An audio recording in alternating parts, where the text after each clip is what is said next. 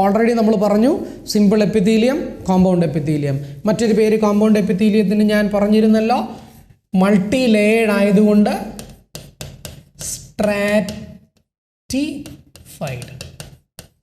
Stratified epithelium, complex epithelium എന്നുള്ള പേരുകളിൽ അറിയപ്പെടുന്നുണ്ട്. നമുക്കറിയാം ഇതിന് limited role in secretion and absorption. ആ പണിയൊക്കെ ആർക്കാ? സിമ്പിൾ എപ്പിത്തീലിയത്തിന് അല്ലേ? ക്യൂബോയിഡലിനും കൊളുംനാറിനുമാണ് more functions related to the secretion and absorption. ആ പണിയൊന്നും ആർക്കില്ല? കോമ്പൗണ്ടിന് ഇല്ല. ഇനി കോമ്പൗണ്ട് എന്താ ചെയ്യുന്നത്? Dry surface of skin,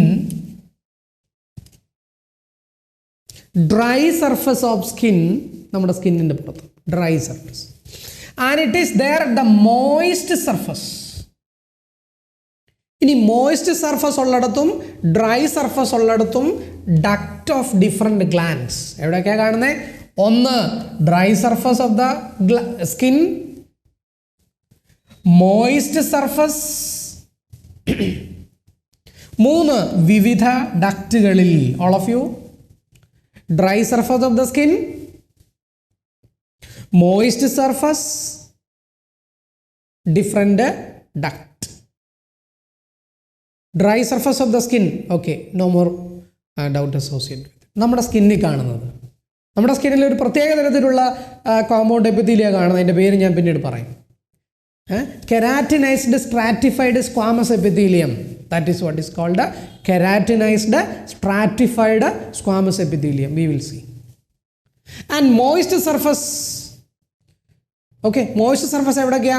buccal cavity, pharynx, inner lining of, sorry, moist surface എന്ന് പറയുന്നത് എവിടെയൊക്കെയുണ്ട്? buccal cavityയിലുണ്ട്, pharynxലുണ്ട്. പിന്നെ മൂന്നാമതായിട്ട് എവിടെ കാണുന്നു? inner lining. നോക്കാം, ഇവിടെ എല്ലാം ഇതിൻ്റെ ഫങ്ഷൻ പ്രൊട്ടക്ഷൻ ആണ് എന്നുള്ളത് കാര്യം കൂടെ ഞാൻ ഓർത്തു നിങ്ങളുടെ മനസ്സിലിരിക്കാം. ഇനി എവിടെ കാണുന്നു? Where do compound epithelium seen? ഒന്ന് ഡ്രൈ സർഫസ് ഓഫ് സ്കിൻ, രണ്ട് മോയിസ്റ്റ് സർഫസ്. അതെവിടെയൊക്കെയാണ്? മോയിസ്റ്റ് സർഫസിൽ BC, buccal cavity, pharynx. Okay, it is there in the buccal cavity, it is there in the pharynx,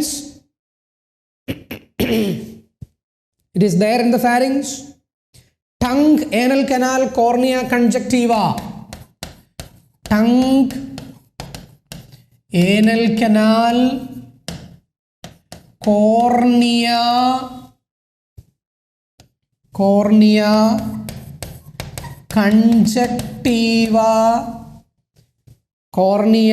conjunctiva, and the vocal cords. ഇവിടെ ഒക്കെ ഉള്ളത് എന്താണ്? Compound എപ്പിത്തീലിയമാണ്. Okay, നമ്മൾ നോക്കാം. മൂന്നാമതായിട്ട് ഇവൻ കാണുന്നത് ഇന്നർ ലൈനിങ് ഓഫ്, എവിടെ? Pancreatic and salivary duct, inner lining of pancreatic and salivary duct. നിങ്ങൾക്ക് ഈ ഒരു കൺസെപ്റ്റ് കിട്ടി എന്ന് ഞാൻ വിചാരിക്കുന്നു. കോമ്പൗണ്ട് എപ്പിത്തീലിയം കാണുന്നത് എവിടെ എന്ന് NCERT പറഞ്ഞിരിക്കുന്നത് ഞാൻ ഒന്ന് പോളിഷ് ചെയ്ത് പറഞ്ഞിരിക്കുന്നു എന്നേ ഉള്ളൂ. നോക്കുക, മനസ്സിലാക്കുക. ഇനി നമ്മൾ ഓൾറെഡി പറഞ്ഞു സ്കിന്നിൽ കാണുന്നത് കോമ്പൗണ്ട് എപ്പിത്തീലിയം ആണെന്ന് നമ്മൾ പറഞ്ഞിട്ടുണ്ട് അല്ലേ? സ്കിന്നിൽ കാണുന്നത് കോമ്പൗണ്ട് എപ്പിത്തീലിയം ആണ് എന്ന് നമ്മൾ പറഞ്ഞിട്ടുണ്ട്, ഓർക്കുക കേട്ടോ. ഇനി ഇവിടെയൊക്കെ എന്താണ് ഫങ്ഷൻ? കോമ്പൗണ്ട് എപ്പിത്തീലിയത്തിൻ്റെ ഫങ്ഷൻ എന്തുവാ? നമ്മൾ ഓൾറെഡി പറഞ്ഞു it has a limited role in the secretion and absorption എന്ന് നമ്മൾ പറഞ്ഞിട്ടുണ്ട്. അപ്പോൾ പിന്നെ എന്തോ ഇവൻ്റെ ഫങ്ഷൻ? ഒന്ന് പ്രൊട്ടക്ഷൻ നൽകുക എന്നുള്ളതാണ്. എന്തിനെതിരെ? Against physical and chemical stress. ഈ കാണുന്ന സ്ഥലങ്ങളിലൊക്കെ തന്നെ ഈ കാണുന്ന സ്ഥലങ്ങളിലൊക്കെ തന്നെ പ്രൊട്ടക്ഷൻ നൽകുക ആർക്കെതിരെ against chemical and physical role എന്ന് പറയുന്നു. ഇനി ഇതിന് സെക്രട്ടറി റോളും അബ്സോർപ്ഷറി റോളും ഇല്ല എന്ന് നമ്മൾ പറയുന്നില്ല. NCERT clearly indicate that it has limited role എന്ന് പറഞ്ഞാൽ ഇല്ല എന്ന് പറയുന്നില്ല. It has a limited role whereas mostly it performs the protection against the physical and the chemical stress എന്നാണ് പറയുന്നത്. Okay, by this we have completed the compound epithelium NCERT point of view.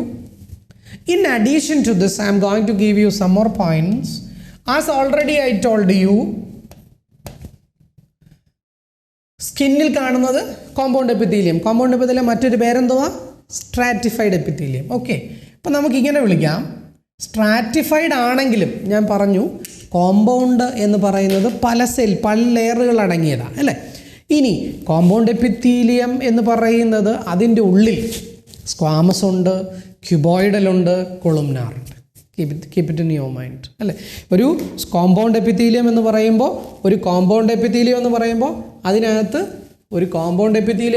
അതിനകത്ത് എന്തുണ്ടാവും? കൊളുംനാർ ഉണ്ടാവും, cuboidal ഉണ്ടാവും, okay, and സ്ക്വാമസും ഉണ്ടാവും. അത്തരത്തിൽ അപ്പം നമുക്കതിനെ അങ്ങനെ ഒന്ന് കണ്ടു നോക്കാം. കോമ്പൗണ്ട് എന്ന് പറയുന്ന മറ്റൊരു വാക്ക് സ്ട്രാറ്റിഫൈഡ്. അപ്പം നമുക്കൊന്ന് നോക്കാം. സ്ട്രാറ്റിഫൈഡ് സ്ക്വാമസ് അല്ലേ. സ്ട്രാറ്റിഫൈഡ്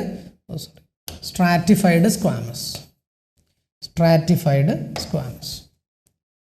ഈ സ്ട്രാറ്റിഫൈഡ് സ്ക്വാമസ് കെരാറ്റിനുള്ളതാണെങ്കിലോ കെരാറ്റിനൈസ്ഡ്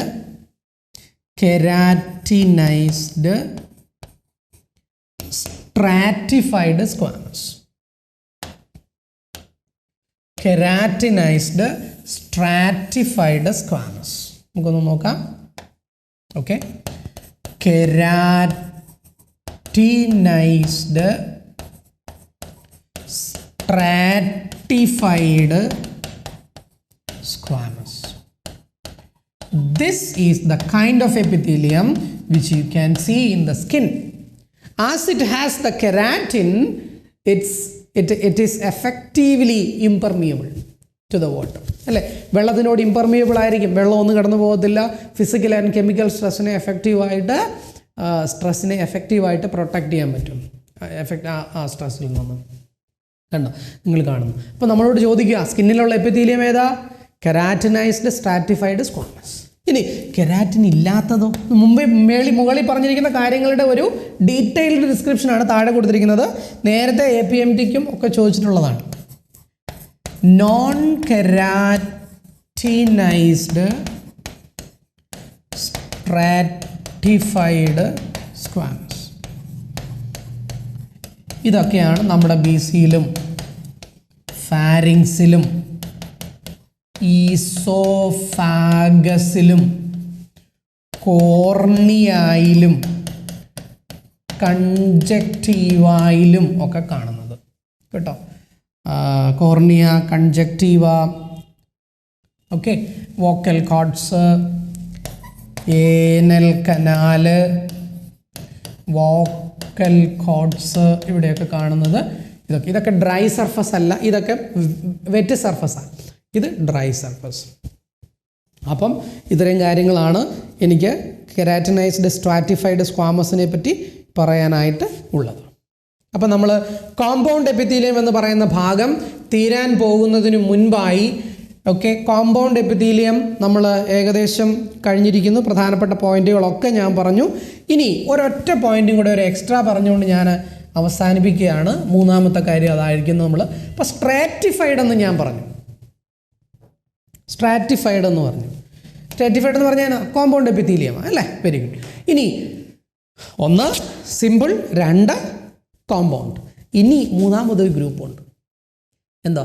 സ്ട്രാറ്റിഫൈഡ് ആണ് എന്ന് തോന്നും, അതായത് കോമ്പൗണ്ട് ആണ്, പല പല ലെയറുകളുണ്ട് എന്ന് തോന്നും, എന്നാൽ പല ലെയറുകൾ ഇല്ല. അതിനെ നമുക്ക് എന്ത് പറയാം? കോമ്പൗണ്ട് എപ്പിത്തീലിയം അഥവാ സ്ട്രയേറ്റഡ് എപ്പിത്തീലിയം എന്ന് തോന്നുമെങ്കിലും സ്ട്രയേറ്റഡ് അല്ല.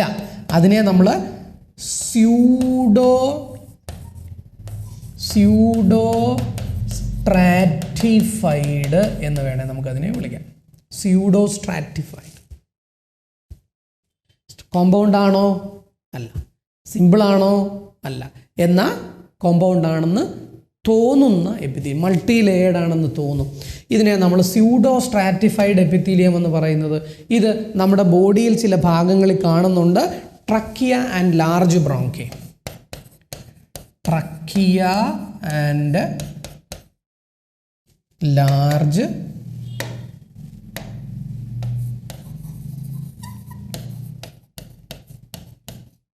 trachea and large bronchi. Actually, it's a kind of squamous epithelium.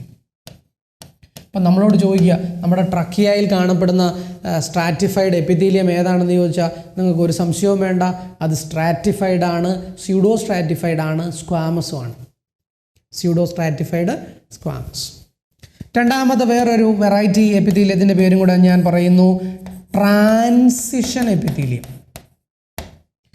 യൂറോത്തീലിയം എന്നാണ് മറ്റൊരു പേര്. കാരണം usually this kind of epithelium is present in urinary bladder, യുറേത്ര, ureter.